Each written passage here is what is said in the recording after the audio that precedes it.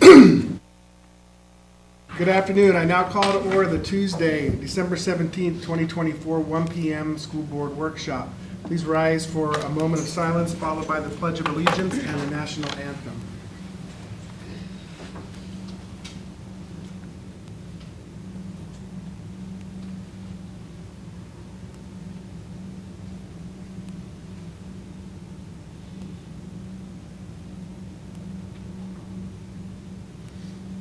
Please join me in the Pledge of Allegiance. I pledge allegiance to the flag of the United States of America and to the republic for which it stands, one nation, under God, indivisible, with liberty and justice for all.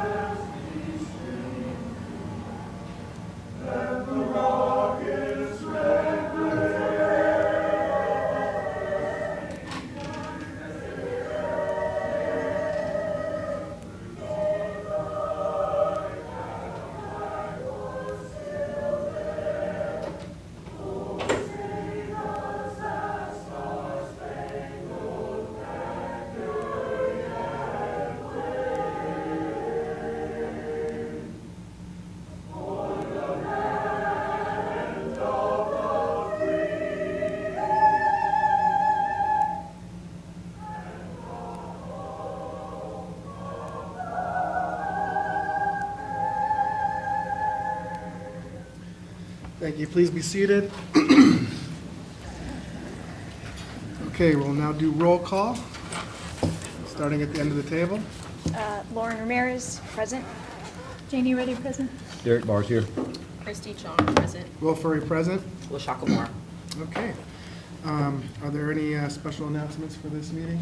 No special announcements. Okay, so we'll move on to board liaison updates. Would you like to start, Ms. Ramirez? Sure. All right. So Matanzas High School, we had SAC committee on November 20th. 4 faculty had mini grants. So we have Ms. Arad, Ms. Kessler, and Ms. Langley and Mr. Reeder. All were within the ACE programs. So think of PE, exercise equipment, Spanish courses. They will be getting novels and like children's books to help facilitate that. So it was actually pretty amazing. And at Matanzas, since they're my liaison, I like to say to Mr. Andrew Douglas, Miss Wanda Pittman, and Miss Ashley Forrest, congratulations. We have the Rookie, Employee, and Teacher of the Year. And Belterre Elementary, we had PTO and SAC on December 12th. Holiday Shop was record of every single holiday shop ever of profit this year, so way to go for volunteers, teachers, staff. They're going to have a Polar Express movie night for VPK 1st and 2nd grade to help with like graduation expenses. That'll be January 10th. So if you're in those courses, those grades, reach out. Health fair is coming up in February. Math night was a super success. Their parade, they invited all the rookies, employees, and teachers of the year the past 20 years for their 20-year of being open, which was pretty impressive.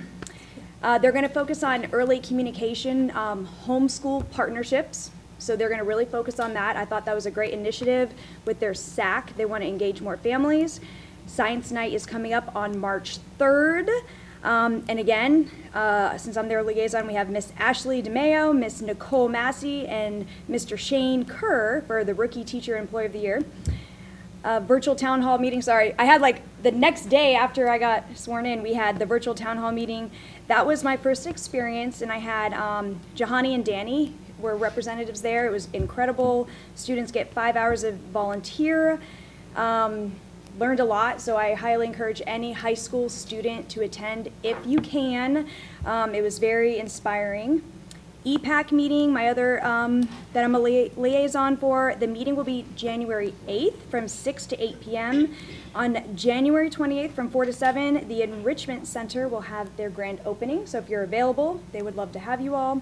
We do have a meeting that night, so it may be challenging for us. But and then I am going to be in touch with Miss Debbie Newman, as I'm the liaison for Focus on Flagler Youth Coalition. And that is all that I have. Thank you. Awesome. Great job. So for my liaison with Buddy Taylor, unfortunately, we were at a conference the week that their SAC meeting was held, but I am in contact with them to catch up, and excited to do that. With FPC, their SAC meeting is not until January 13th. However, they have announced, I have a couple of news tidbits. They have announced a Student of the Week. Her name is Miranda Spencer, and that is sponsored by Beaver Toyota, so thank you to that, and that's very exciting. And of course, FPC's assistant principal has been named the Assistant Principal of the Year, Miss Mandy Kravrotis. I'm sorry. Kravrotis, yes. Kravrotis, thank you. And the African American Mentorship Program doesn't meet until this coming Saturday. So that's all I have. All right, thank you very much. So a lot of things are about to happen in the next day or so. So the first DJJ meeting I'll be a part of will be tomorrow. We'll have that online. So looking forward to that. Tobacco-free partnership, that will not be, that'll be on the 18th as well. CTST meeting that we'll be a part of, a traffic safety team led by Commissioner Dance, will be in January. So not much to report on that as of yet. Have spent some time at the Imagine School and met with Principal Spires and her team and the work that they're doing there. And at Rimfire, they will have their next meeting will be not until January the 16th. We thought it was the other night. However, I got to go spend some time with the after-school folks there because they actually did not have that meeting, but been in contact with the principal there and looking forward to spending more time with them as we move forward. And then legislative liaison, been meeting with our legislative local representatives to continue that partnership that we will need with them as we move forward with our legislative priorities with our legislative delegate that will be on the 8th of next month. So have a lot going on in the pipeline. I stopped at Bunnell Elementary's Winterfest. That was an incredible turnout. The line was out the door, so that was very great to see. I think great for the community, and I imagine they probably raised a lot of funds doing that. The kids were all having a great time.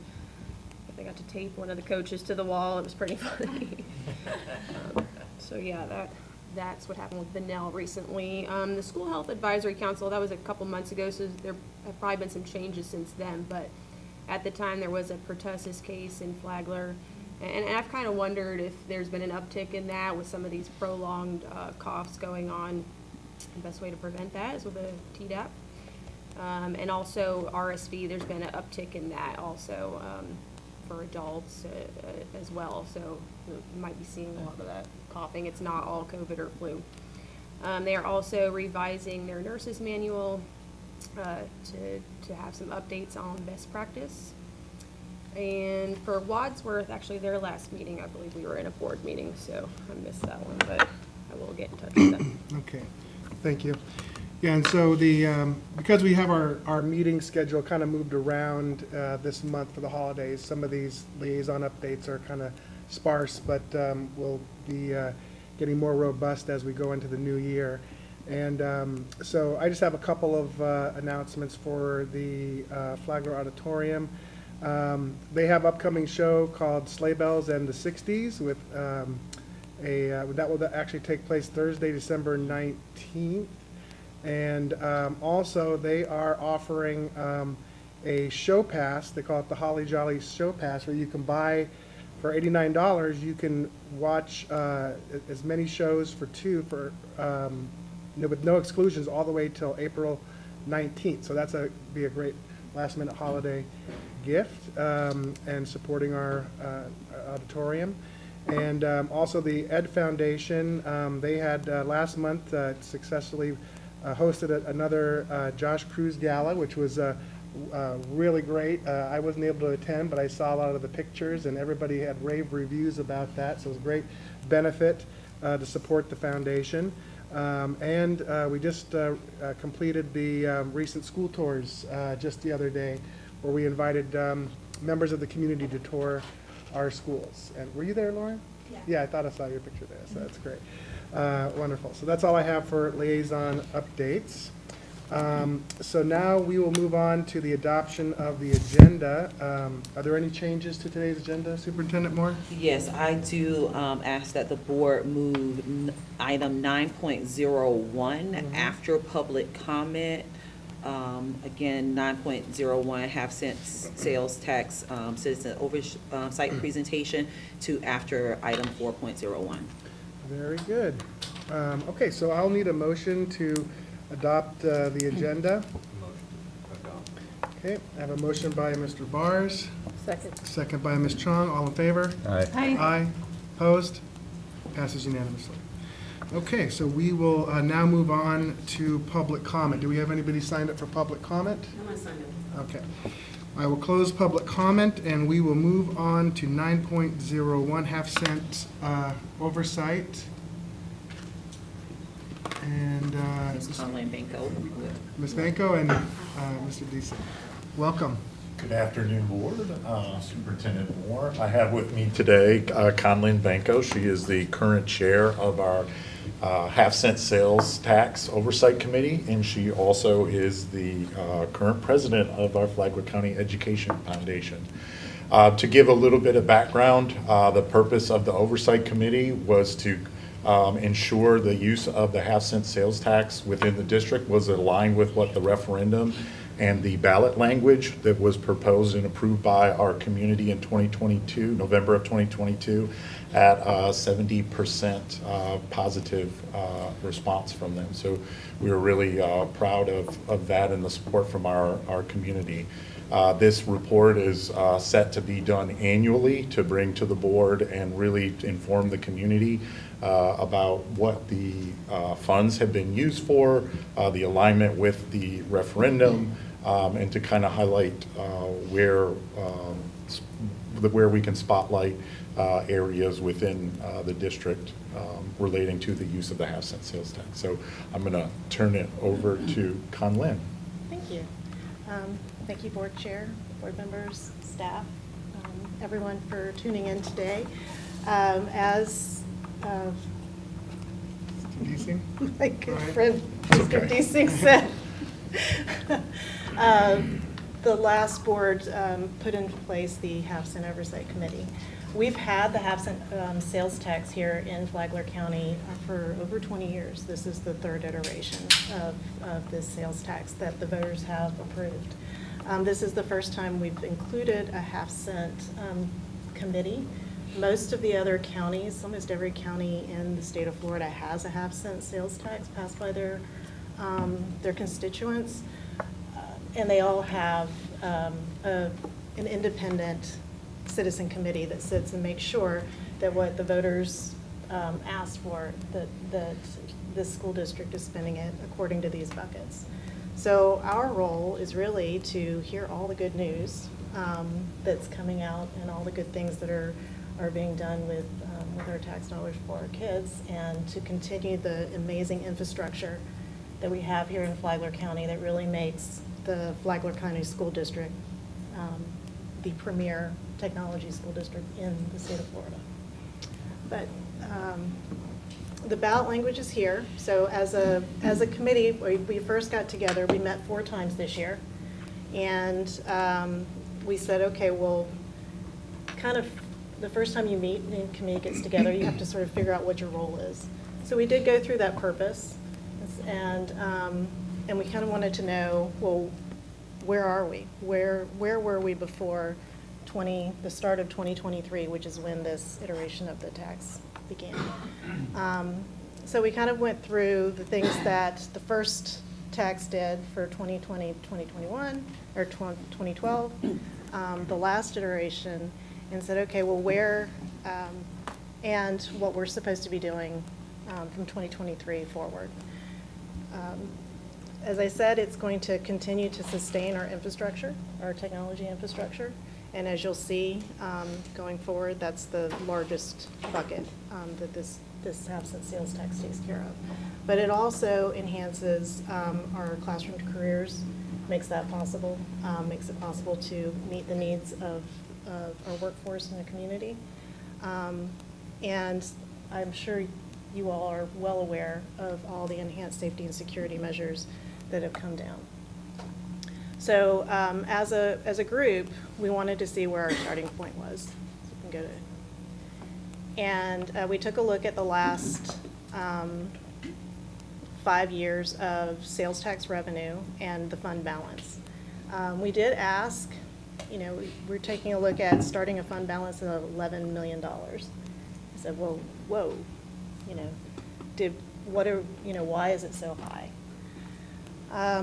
And we found out that there were 3 main reasons. The first one was COVID. We did receive some ESSER dollars, which were able to save some of these half-cent dollars. It was also the last couple of years of this tax. I believe your school district was your staff were very wise and conserving that balance in case the half-cent didn't pass. You always have to prepare for that reality, and making sure that we could preserve the digital technology until something else could have been determined. And it was, as I said, it was COVID. There are things, as you know, you have a 5-year plan for infrastructure, capital plan, and it was hard to get those things done in that period. So those are the 3 main reasons that fund balance is as high as it is. But as you'll see, it will continue to be spent in the way that the taxpayers intended. So our responsibility was to make sure that that $10.4 million was spent according to the ballot language. So we took a look at this in the different buckets of the ballot language. And I do have to say the finance staff with Patty and the technology staff were incredible in terms of making sure that we understood. They've aligned everything according to those buckets, so it is very easy to see and follow the procurement and understand how those dollars are being used. So the first is the district-wide technology. As I said, the infrastructure here is unlike anything you'll see across the state of Florida. And it's because this was started 20 years ago. It's because of this half-cent. So in this bucket, in terms of replacing or renewing software licenses, making sure servers are up to date, did we do a telecommunication upgrade? Yeah, phones to telecommunications, yeah. Yeah. Here we go. And so you'll see $1 million of that went to this particular bucket, which is your district-wide technology, really your nuts and bolts of the infrastructure. The next piece was, what we are able to actually see face-to-face every day when you go to these schools, and that's the instructional technology piece. Every student in our school district, we are a 1-to-1 county, and every student in our school district we're able to provide them with a device.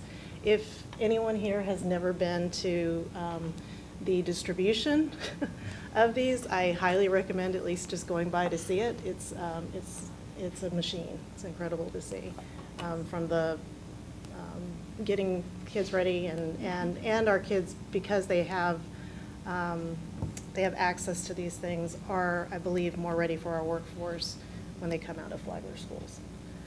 So here we go, the projects we worked on this year. We had the iPad update for your K-3 students. Your teacher devices were all updated this year, and instructional software. So that took up about $2.7 million. The next, sorry, I think there's one slide out of place. In addition to that, the school district also has technology staff at each and every school to make sure that if something goes wrong during the day, I mean, you basically have a tech department at every single school, on top of what you have here at our district facility. So this half-cent actually funds those technology departments, including the people and the staff that are there. That's another $2.7 million, I believe, if I can remember off the top of my head. There we go, 2.3, sorry, it's off a little bit. And next bucket. So those were the largest buckets that we took a look at. Oh, sorry, district-wide classroom renovations. So these would be any kind of, everything from your furnishings to flipping those classrooms, those classroom careers programs. So if we need new medical equipment for medical programs, this is where this bucket would come into. And I'm pretty sure in the next few years we're going to see more coming out of this area than we did this year. This year we spent about $45 million on the new spaces at Matanzas, so furnishing that, and then the upgrade to classroom displays, and FPC got audio upgrades.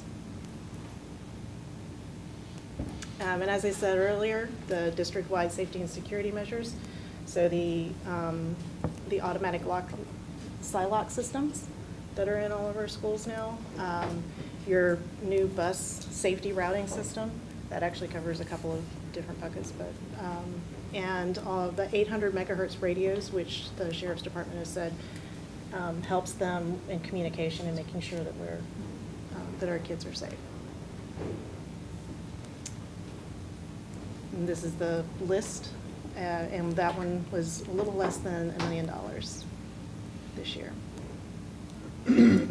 This year we didn't do any HVAC or energy management, but again, this is another area that if it's needed, it can come from the HEPSA, and it has in the past.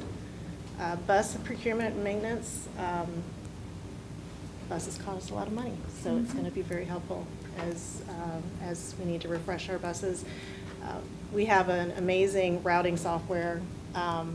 Sometimes it doesn't feel amazing on certain days, but for the most part, it's an incredible system that I think any parent who's interacted with it and our kids can attest to. Knowing where your kid is and when that bus is coming, it's incredible. And we do have a bucket this year for the charter school allocation.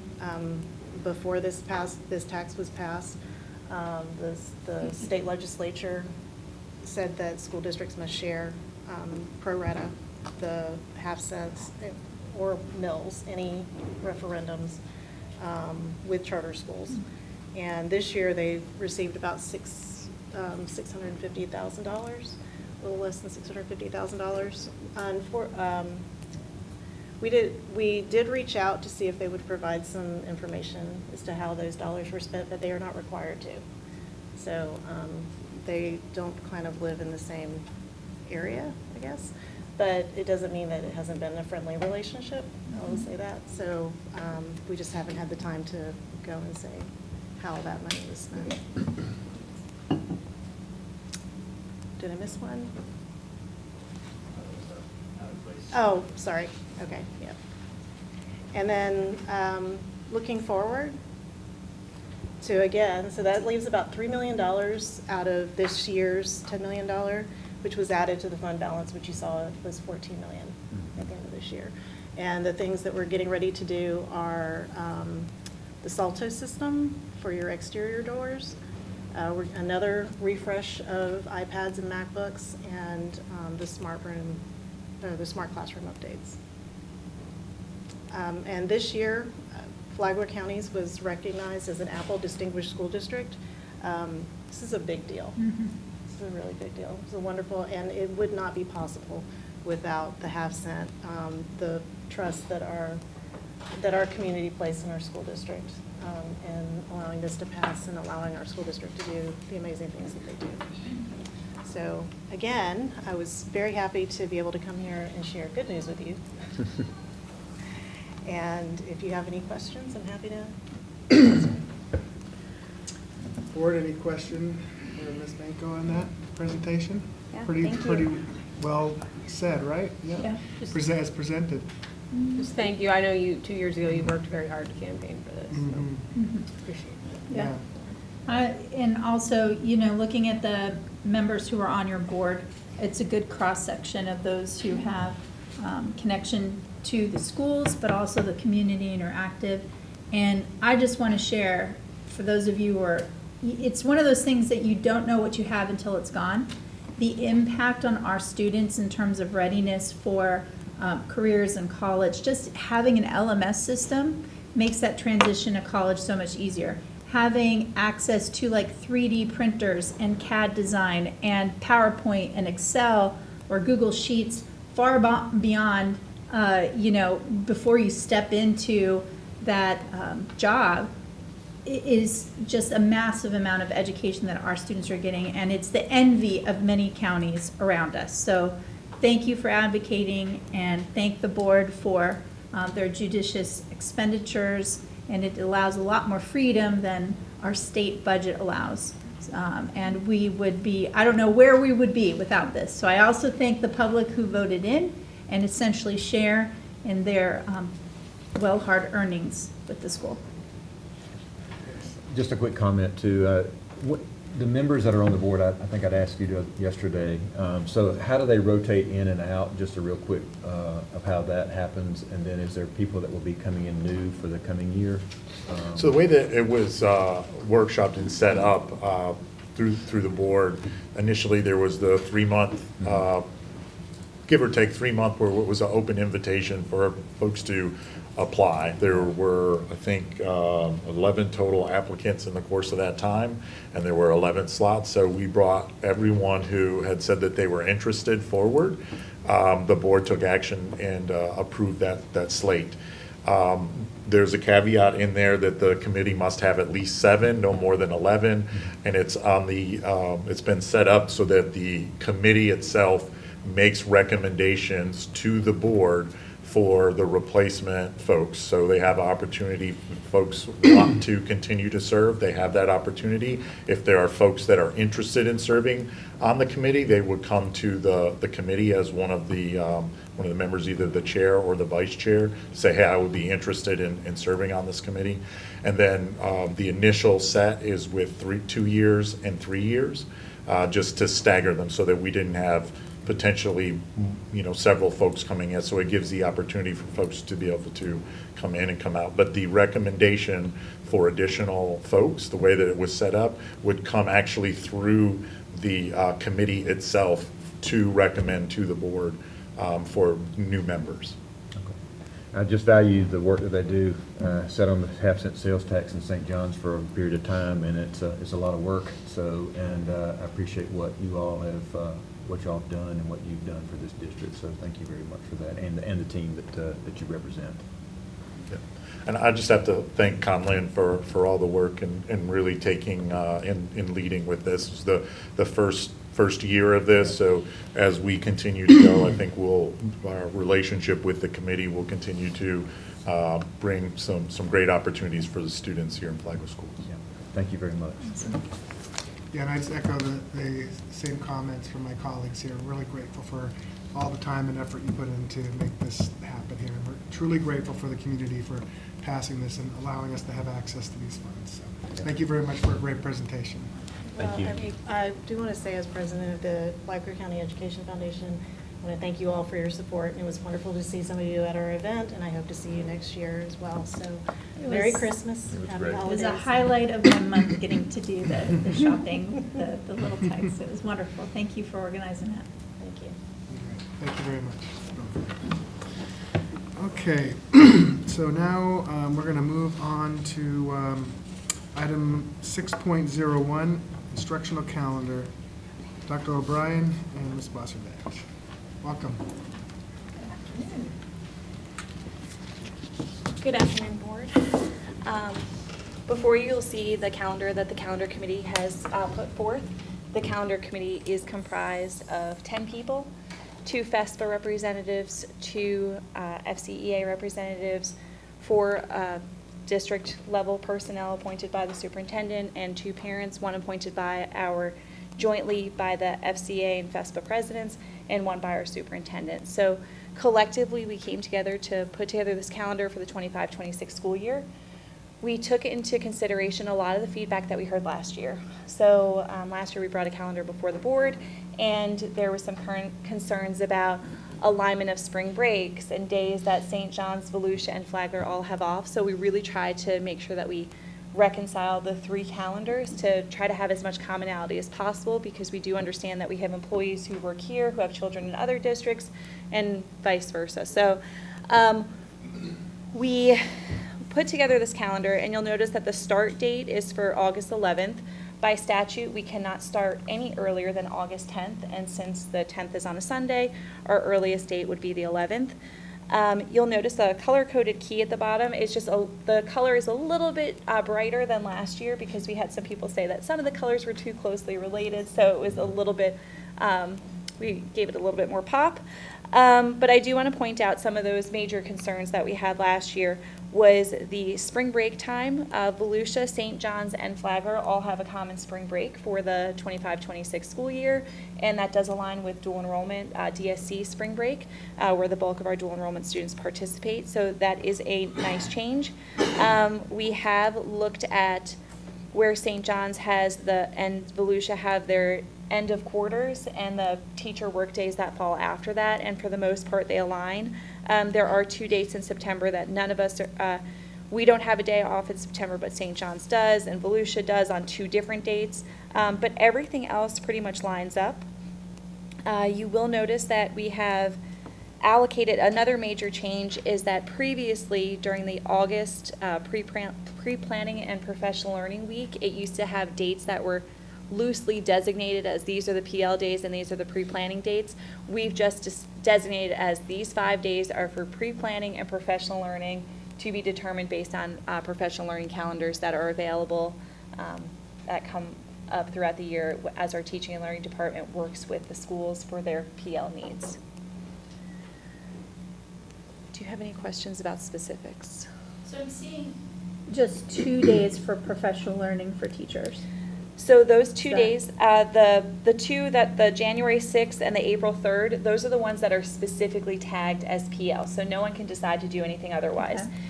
The week of August 4th through 8th, 2 of those days are professional learning and 3 of those days are pre-planning. Gotcha. And that's where it can be decided, like a school principal might say, the Tuesday will be our professional learning day because we have this specific need, and a different principal might say it's the Thursday. Okay. And those January and April, are those district professional learning days, or are they also left up to the schools to decide? We kind of, we didn't establish that during the calendar committee Okay. meeting. That would be something that the teaching and learning department would kind of work with the schools to determine what their professional learning needs are. Okay. So there are many districts in the state that have a recurring half-day on the calendar for professional learning for teachers. Mhm. How do we stack up with the availability of professional learning time compared to those schools, and how does that essentially impact also the number of learning hours throughout the year for students? So if you look at our teacher contract day and our the length of the student day, we have a shorter length of time in the day, which is part of the reason why this year we had a little bit of a challenge with some of our hurricanes, and which is why we also don't have the early release days that other counties have. In terms of professional learning days that have been allocated, while we don't have those early release days that some of the other districts have, we have I think we dropped to a 179-day calendar from a 180-day student calendar to allocate an additional professional learning day for our teachers in lieu of those. So if you assume that most of these districts are doing an hour early release, for those we've almost gained 7 days worth of 6 to 7 days of those early releases by adding that day and dropping off And the that's student what day. the typical is, it's an hour, it's not necessarily a half day or anything. They're only No, saying it's usually an or hour, 2, yeah. right? Okay. So it's pretty comparable, it's just concentrated. Yes, Okay, thank you. you're welcome. Okay, are there any additional questions or comments on this agenda item? I would just make a comment that I'm glad to hear the coordination between other districts. You know, looks like a best practice, but just kind of working and keeping in mind for parents and also staff as well. So I appreciate the effort to make sure you go outside the box. I'll add to that too, because a lot of parents, that's a big, I mean, they work different places, and that's really great that you guys did that, so thank you. All right, thank you very much. Thank you. Okay, we're now going to move on to operational services, 8.01, school safety quarterly compliance report. Mr. Woolahan, welcome. Good afternoon, Chair, School Board, Member, Superintendent Moore. I'm here to present our Quarter 1 compliance report. As a school safety specialist and pursuant to Florida Administrative Code 6A-1.0018 and Florida State Statute 1001.212, the school safety specialist must report quarterly to the superintendent and the school board on district noncompliance with the school safety laws or rules, and present each quarterly to a public school board meeting. Also, annually, as we did in September, school safety specialists also must report on the number of schools inspected from the prior year and the compliance rates. So our Quarter 1 report came from the Office of Safe Schools in November, on November 18th. At that time, the number of schools inspected or re-inspected were 0. Which means our percentage of schools inspected or re-inspected were 0. The number of schools with no school safety requirement deficiencies, 0. And the percentage of schools with no school safety requirements deficiencies, 0. So that was our Quarter 1 numbers that were reported on November 18th. As we know, we are in Quarter 2, and so when we receive those numbers from the Office of Safe Schools, from the results of Quarter 2, I will come before you with those numbers as well. So, any questions regarding our Quarter 1 data from the Office of Safe Schools? No questions? All right. Thank you for the update. Very good. Thank you. Okay, so now we'll move on to 8.02. Mr. Bush. Good afternoon, Chair Furry, Board Members, Superintendent Moore. I'm here to present a project priority list. And the funds that used to do that are the capital outlay and debit services, the CO&DS funds. And just giving you a little definition, the funds must be used to acquire, build, construct, alter, remodel, improve, enlarge, furnish, equip, maintain, renovate, or repair school district capital outlay projects that have been prioritized and approved by the school board pursuant to the most recent educational plant survey. And in this particular project priority list, that'll be survey 5.1. This is the second step of the first step was the survey. The second step is the project priority list that goes through DOE for their approval, then the board for your approval as well. This project priority list consists of Matanzas High School, buildings 1, 2, 5, and 6, redoing the carpet in those buildings, and then the 30 portables at Belterra Elementary School that we're going to be replacing the carpet there as well, and we are planning to start that around March 1st of 2025. Are there any questions? So the carpeting, obviously you guys probably make decisions about floor covering to last the traffic and longevity that our students beat this flooring up with. Why carpeting? Why are we replacing carpeting? Well, why do we choose that over more of a tile or hard surfaces? Well, we look at LVP, if we go with VCT, that Can you help me out with the the acronyms? LVP are the planks where there's a lot less maintenance to that, but it does. Oh, the vinyl. Is that what you're saying, LVP? Yes. Vinyl plank. You've got the tile that they have to have buffed and waxed. That Okay. is what you would see in a lot of, in kitchen, cafeteria area, Yeah, in some of the shiny older stuff. schools, correct. Uh-huh. But that also requires custodial to do a lot of Okay. work on their end with stripping and waxing and different So things. you've done that analysis in determining the carpet? Correct, so it depends on the usage. Carpet also is a sound buffer, so in classrooms, such as the portables where it's just one space. If we were to do an LVP or even tile, the noise level would increase some. I mean, it would. See. So carpet's easier to keep clean. What we're doing now in the district is using square tiles. So when there is a Square spill or carpet something, tiles, yes, you ma'am, they're call those. about 2 foot by 2 foot. Okay, awesome. So when the custodial maybe cannot get a stain out or something like that, then we can go in there and replace it a lot easier than when it's rolled goods. Then Okay. obviously it's a lot more difficult to do that. Fabulous. So I see, a lot of this is Matanzas. So I'm guessing this is, even though it's a small dollar amount, there are a lot of rooms that you're covering in that Yes, ma'am. 2-4. So when it's, these codes that you have on there, how do I determine what those items, when it says like lighting, all this, what is this 1758 NSF? What does that mean? That's the square footage of the room. So in Oh, the okay. survey, Thank you. with DOE, the easiest way I can explain it, if we do a survey that we do, it's a big list of essentially all the things that we may want to be able to use the CO and DS funds for. Okay. So it's a large blanket of saying that we want to do just about everything.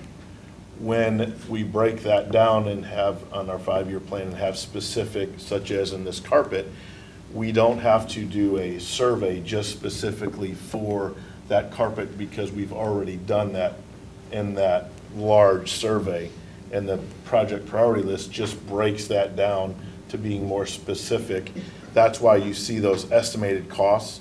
I wish we had that much money in our CO&DS funds, but that is the estimated cost if we were to do all of that. But we don't have that. We're roughly this year, we have about a little over 500,000. So I've earmarked approximately 350 towards the Matanzas project and 150 I see. for Belterre. Okay, but thank we- you. So you're snipping away at this, is what it That's is? correct. Okay. Yes, ma'am. Just plugging away a little at a time Okay. where we can. And this was approved by the DOE 2020, so this is the 5-year survey, so there'll be another one you have to submit next year. We actually, when they were Did. just here a couple weeks ago, Mhm. we had actually surveys from 5.1 through 5.6. We went through all of those because we can roll them into a new, it'll be survey 6.1. So of the projects that we hadn't done in all of those previous surveys, we're rolling into the 6.1 survey that'll allow us to continue to use these funds on projects that we set forth on our 5-year capital plan that's on there as well. Yeah. Okay. Thanks so much. Yes, And absolutely. For Belterre Elementary, you said those are portables we're putting the carpet in? Yes, sir. Okay, are these portables we own? Yes, sir. Okay. Yes, they actually got put in shortly after we built that facility. There's a total of 30 of them. We have 30 on there. I believe there's 2 or 3 of them that have already been replaced during the hurricanes where we had some damage in there. I think it's 3. But anyways, when we get done with it, they will all have brand new carpet. And we're replacing all the doors, the secondary doors, because they're really rusted not as part of this. We're using other funds for that. But. Okay. Any other question for Mr. Bush? All right. Thank you. very much. Thank you, sir. Okay, that moves us on to 11.01. This is our license Sirota agreement for our council. And so we've already approved this agreement that was brought back for some questions. Yes, at the reorg meeting, Ms. Ramirez did bring this up. The board did approve it. Because it was tied to that, that's what it's listed as from Ms. Ramirez. At that time, Ms. Ruddy also brought up the desire to talk about the structure that has been approved by the previous board to have 2 separate counsel for the district and the board. So it really is a conversation that was brought up by those 2 board members. Okay. So is there anything more to add to that, to the agreement, or? Well, I think that one of the items that I'm concerned about is that the cost increase from the last contract to this contract, right? There's what they're charging per hour. I don't know, what is the increase, like a 30% increase? So if we continue down this with two separate councils, every day we're hearing about doing more with less money, but I'm concerned about that level of expense and that dual representation and understanding why and do we need that, and is that the model we're going forward with? There are advantages with having somebody who is employed directly with the district. Those were the reasons that I brought forward. The only thing, first thing I just want to address is where are you getting the 30% increase? What was the amount per hour from last year on the last contract? Are we talking about the last attorney or the firm? From this, whichever it was, right? The history is long and rocky here, right? So how much per hour in the previous agreement were we spending for council? Well, are you saying with Weiss and Sirota? Anybody. Well, it's a little hard to say exactly because we had a staff attorney and then we went to two separate contract attorneys. Okay, and So, how much did those we could contract- look at the spend, overall spend as a comparison, and also the spend as it is directly related, because there is some expenditures in there that are for outside counsel. Sure. That we would have, no matter which scenario Totally we get chose. it, but it yeah. all is based upon how much you're getting charged per hour. So 310 is the new agreement. What is the amount per hour on the previous agreements with any organization that we've brokered agreements with for council? Sure.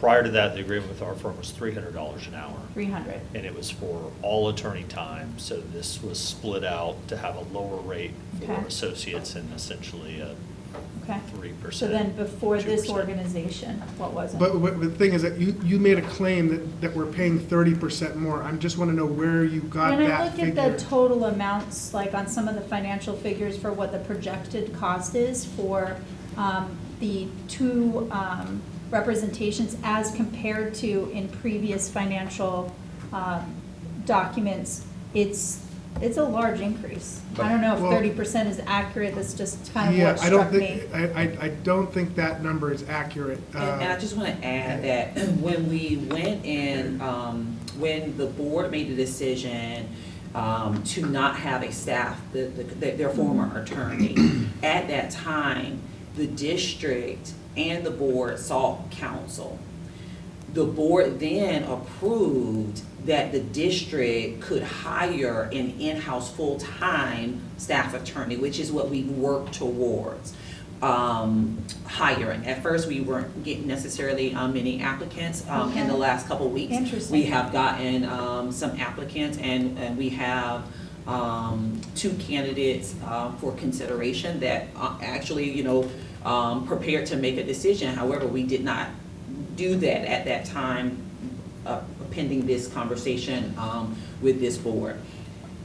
I think one of the misunderstandings is also that we do have these two firms, but the two firms work in different capacities. So now, Weiss Sirota is serving as your counsel to this board, whereas in years past, even before coming on, has served the board or the district in different capacities.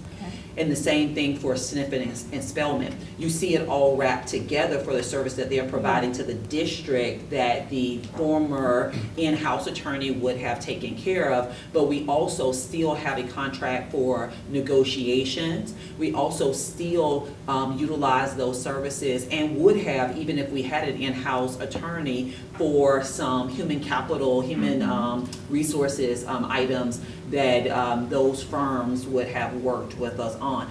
So when we look at our attorney costs as a whole, you will see an increase, but the increase isn't just because we have two firms. The increase is really a combination of things. It's a combination of some of the legal, the pending litigation that we worked through last year, Okay. which we would have had outside counsel for regardless of if we had an in-house counsel or not. So there may be an increase, but the increase, we haven't been a year under this model. So the increase, in my opinion, is not because we have two separate outside Okay. firms. So Though you're the seeing goal it as is to some. hire someone in-house Okay. for the district, for the school district that would not service the board. Okay, that was my concern, is this a result of this new structure? And so I'm also curious again, because, why did the change? What's the pro and con of the two different models?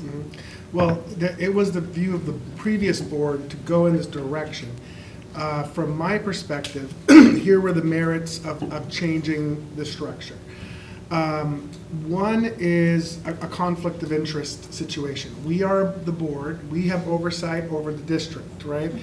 The district, we had an attorney that was advising both, right? In my view, that is a bit of conflict of interest, even if it's unintentional, right? It can happen. And so that's one area. One is that the needs of the board, the needs of the district are different. And I believe there is merit in having a staff attorney for the district for efficiency, accessibility, those type of things. But for advising the board, I feel it's best to have our own counsel. And I don't think our demands are in need of having a full-time attorney, right?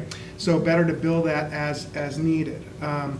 The other part is to have more autonomy in the decision of who the legal counsel is on both sides.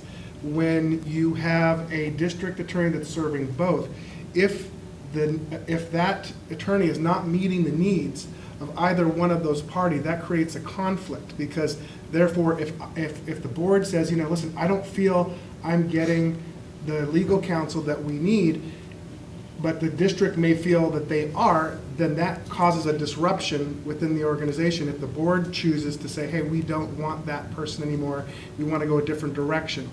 This allows. You say it's like they have two employers, because so it would be, you might be at odds with each other. So how many other districts of our similar kind of structure or size have this kind of dual representation? Well, I know there are several, but do you have any number on that you're? I don't do that. Most districts in the state have virtually every single district in the state has some form of outside counsel, because there are always going to be services that cannot be provided by an in-house staff attorney. Sure. I also don't have a specific figure on this, but I think that approaching half the districts in the state at least do not have an employed staff attorney. They have a similar two separate for the school and the school board, and they're outside. Well, my point was they at least have outside counsel as opposed to an employee directly of the district serving in some capacity. It tends to be the larger districts across the state who have an in-house employed general counsel. Okay. So one of the things that after this come up, I began making some phone calls to some of the other districts, and it kind of goes back to what you were saying earlier, is that sometimes the board members that I've spoke to feel like that they don't get the representation that they feel like they need to get, because they feel like that attorney, that they only have one, so they have one for the district, and they feel like that it's whatever the superintendent wants. It's not collectively looking at the totality of this particular body. So that was several calls that I had, and that kind of was the sentiment of a lot of the districts that just have one counsel compared to one for the board and then one for the superintendent. Just based off of the quick cursory that I did in the last several weeks. Yeah, and even at the FSBA conference, I spoke with other board members about that, and that kind of came up organically. I wasn't actually on a fact-finding mission there, but those topics come up amongst board members, and they had shared some of their challenges with having just one shared attorney. And as I shared with them the model that we were moving forward with, they had said that is something that they felt would be advantageous. Right. So, and these were just candid conversations and just from their experience. You know, we definitely want to be good stewards of the precious resources that we are entrusted with. But there are certain things that we have to understand that are very valuable. And legal representation, it oftentimes comes down that you get what you pay for. You know, and now with Weiss and Sirota, you know, we now have a board certified attorney on the board side, and this allows us to have that. This gives us a position of greater oversight when it comes to legal counsel, I believe, even if it wasn't Weiss and Sirota, but that this is a good position to have. Is that we have somebody that has, and that is not an easy designation to get, and there's only a few. I don't know how many are board certified. 50 in the state. 50 in the state. So we now have a board certified attorney on our team. Sure. Yeah. My questioning is no reflection on Weiss and Sirota or Mr. Delaney. Sure. It's the fact that, you know, we have some struggles with enrollment, we have struggles in where we're going to have money, and so it's in my nature to go, well, there are luxury items, right? Things that are always nice to have more of, or pay more of, or have the top of the line, but what is critical, right? And, you know, that's just the perspective that I'm taking. And that is a good point. And just in my view, this is something that is critical because we rely, as a board, if we're taking this body right here, right, and we're talking about, you know, what are the priorities of this board, and what does this board need to be successful in its mission to be a custodian for these resources and an oversight for this community in our school district. We need good legal counsel, and we need non-conflicted counsel that is looking out on our behalf, which ultimately is the entire district. But it's just that the superintendent and staff, their demands of an attorney are different than ours. And although some other school boards or districts choose to have outside counsel completely, they don't even have one. I could see value for our size district to have one on staff, as Superintendent Moore has been tasked with, you know, evaluating applicants for that. So, you know, this is the method that the previous board, or the structure, I should say, the previous board willed, and you know, from my District 2 seat, I encourage the board to continue with that model and let that play out. So we're saying what we're trying to go forward with is keeping a separate counsel for the board and eventually going to a full-time person for the school district, Right. where the expenses would be more predictable. Yes. Okay. And I think for me, like what I brought up on whatever it was, November 18th, it was just a couple notes. So the attorney that the district has, just the differences of the hourly wage. So they're getting paid $200 an hour as opposed to $310 that we're paying.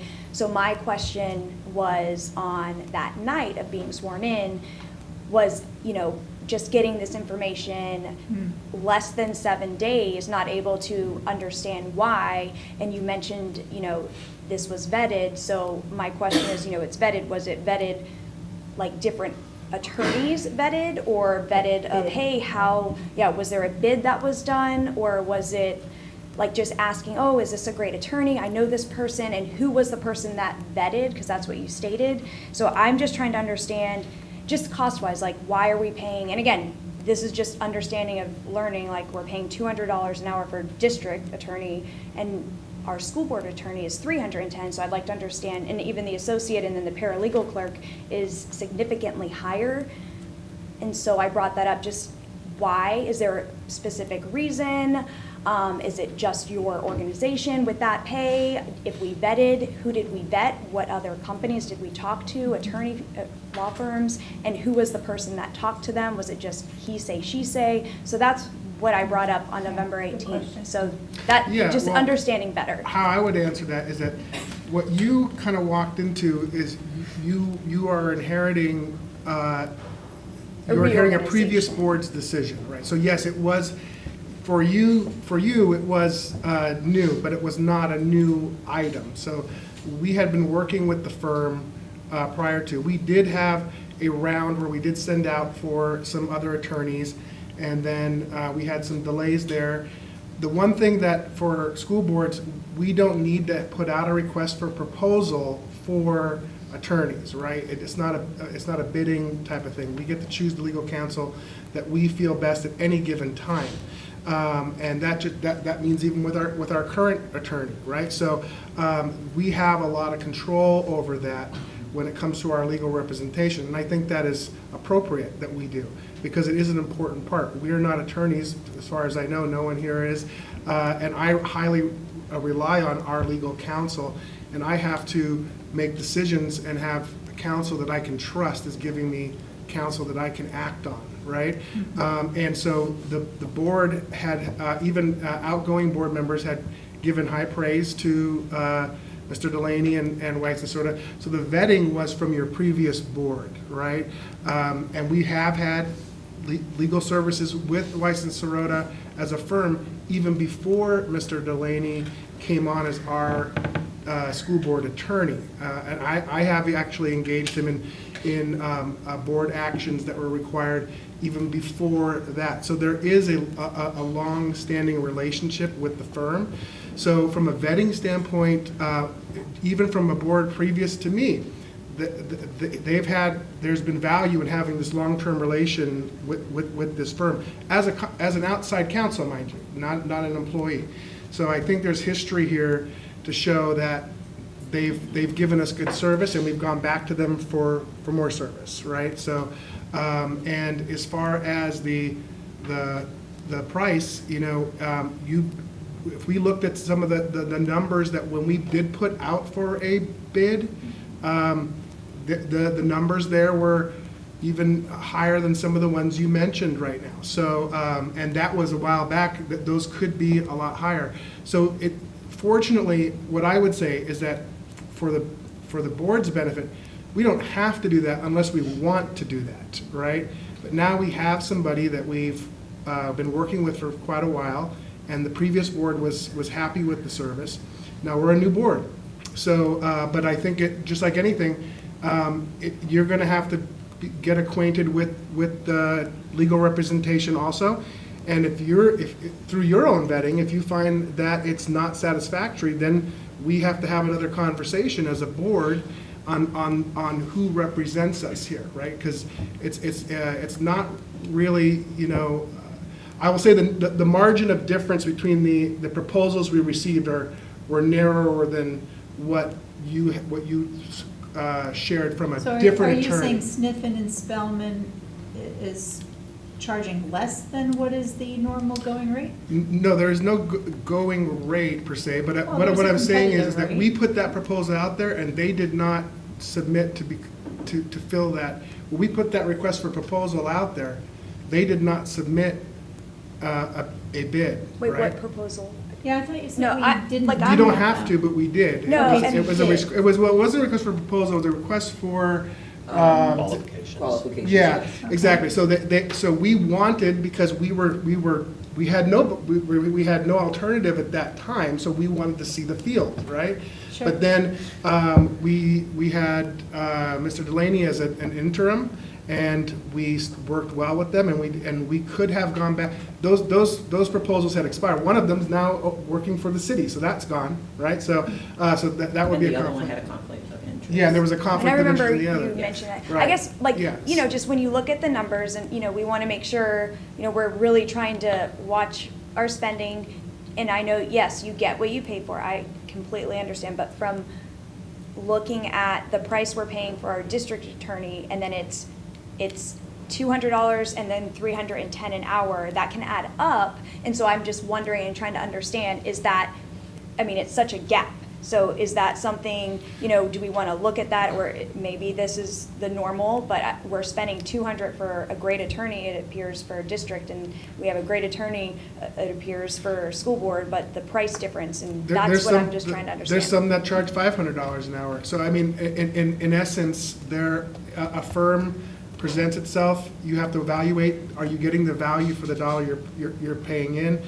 One side of this is that they do serve in different capacities. And there's where they're different, working. there's different And that's why I'm bringing specialties this up, focused. because we could, Right, and that's why we use outside counsel for other things, because not all attorneys are all encompassing. They will charge accordingly to the type of law that they are, or the service they're providing, and their access and availability. Mind you,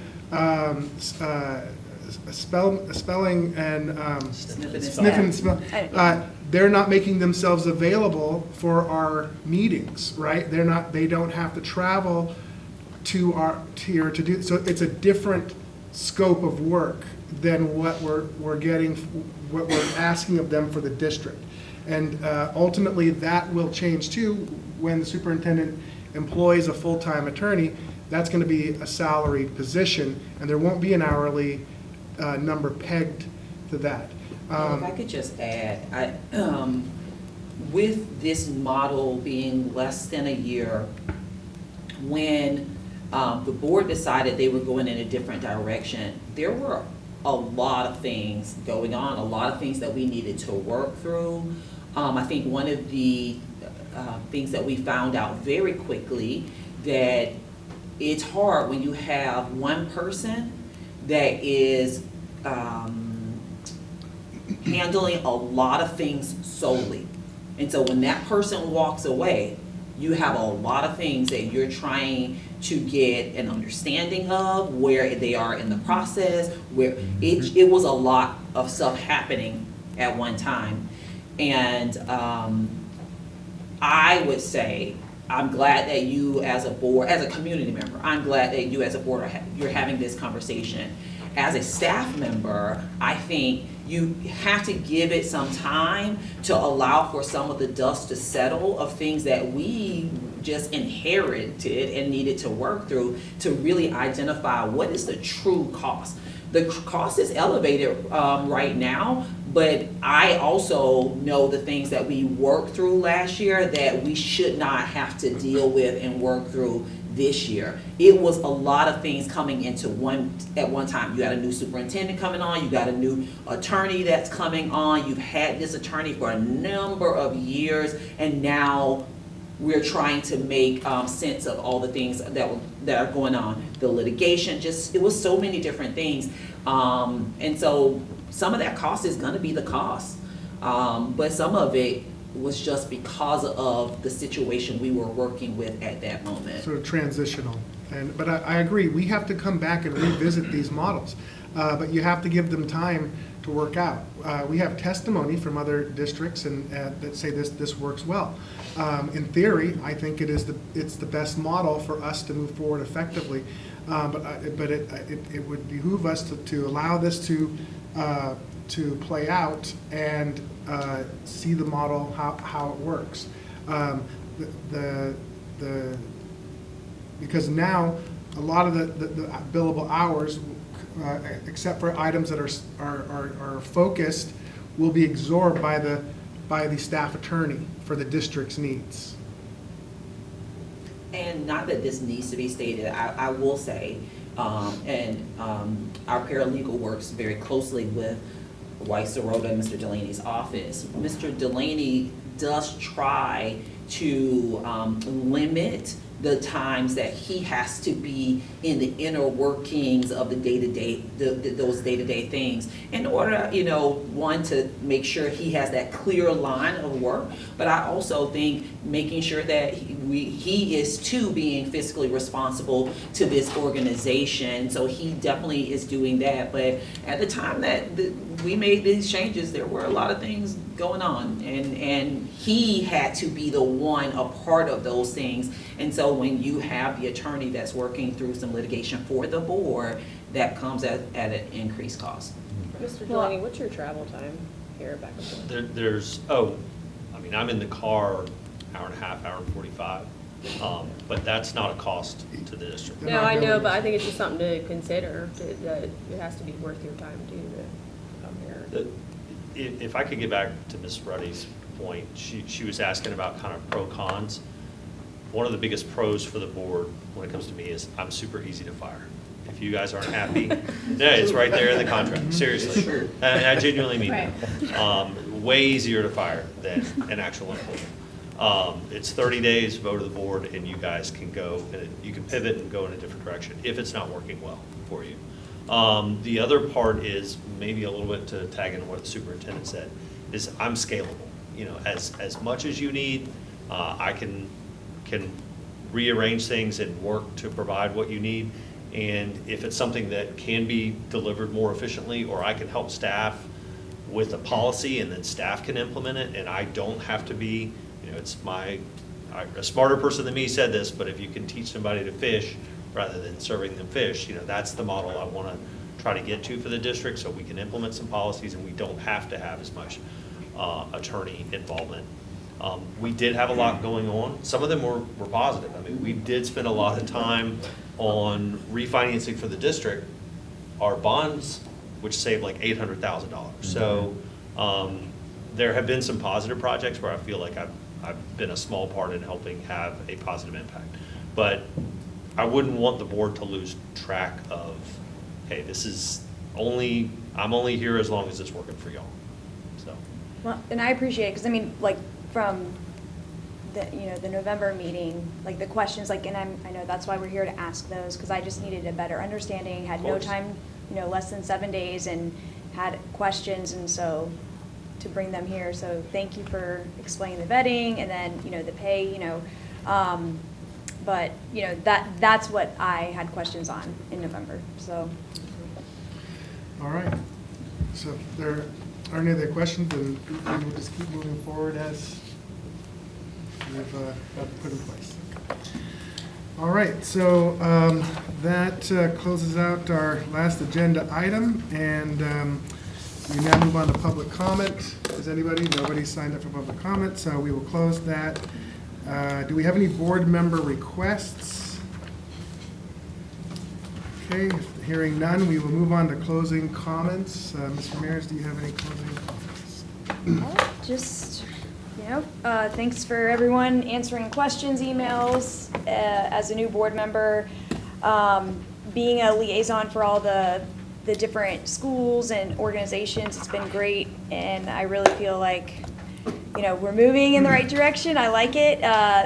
The communication team, I do want to bring up, they've been working really hard with trying to communicate all the incentives. So, so looking forward to it. Thanks. Ready? Yeah, it's been wonderful to see all of the effort that folks from our Flagler schools are putting into making this season magical, to putting magnets and lights all over a school bus. Thank you, Ms. Henderson. And being part of that parade. I know it's a huge effort to organize. To down in the classrooms, it's so cute. You've got teachers who are doing little things like putting tiny little footprints across students' desks to imitate the elf on the shelf, so they're all excited to come in the next day, to school spirit, so that every child feels a little bit of magic in this part of the season.